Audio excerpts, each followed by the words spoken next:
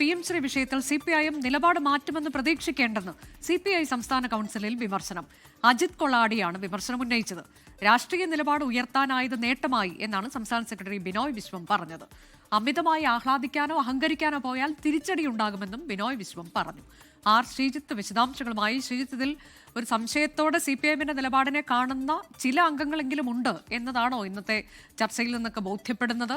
പൊതുവെ നേതൃത്വം സ്വീകരിച്ച നിലപാട്, CPI സ്വീകരിച്ച നിലപാടിനൊക്കെ പ്രശംസയാണോ ഉണ്ടായത് യോഗത്തിൽ?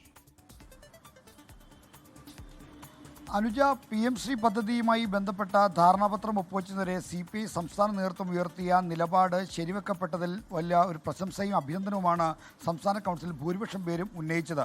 പാർട്ടിയുടെ നിലപാട് ഉയർത്തിപ്പിടിക്കാനും ഇടതുപക്ഷത്തിൻ്റെ ആകെ രാഷ്ട്രീയം ഉയർത്തിപ്പിടിക്കാനും സംസ്ഥാന നേതൃത്വത്തിൻ്റെയും സംസ്ഥാന സെൻറ്ററിൻ്റെയും കർശന ഇടപെടലിലൂടെ സാധിച്ചു എന്നാണ് ചർച്ചയിൽ പങ്കെടുത്ത ഭൂരിപക്ഷം പേരും പറഞ്ഞത്.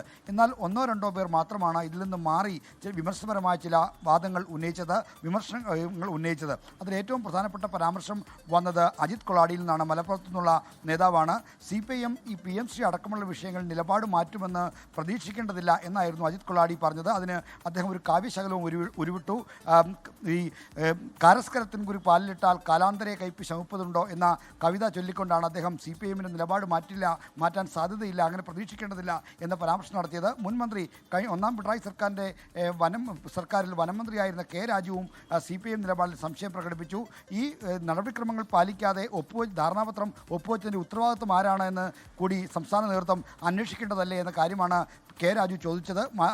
ഇതിൽ ഒരു വ്യക്തിയാണ് ഇതിൻ്റെ പിന്നിലെന്ന ഇന്ന് ജനം സംശയിക്കുന്നുണ്ട്. അതുകൊണ്ട് അങ്ങനെ ആ സംശയത്തിന് ഒരു ദൂരീകരണം ഉണ്ടാക്കേണ്ടതില്ലേ, ഒരു വ്യക്തത വരുത്തേണ്ടതില്ലേ എന്ന ആവശ്യവും K രാജു ഉന്നയിച്ചു. ബാക്കി എല്ലാവരും ഈ PMC വിഷയവുമായി ബന്ധപ്പെട്ട് CPI സംസ്ഥാന നേതൃത്വം കൈക്കൊണ്ട നിലപാടിനെ പ്രശംസിക്കാനുണ്ടായത്.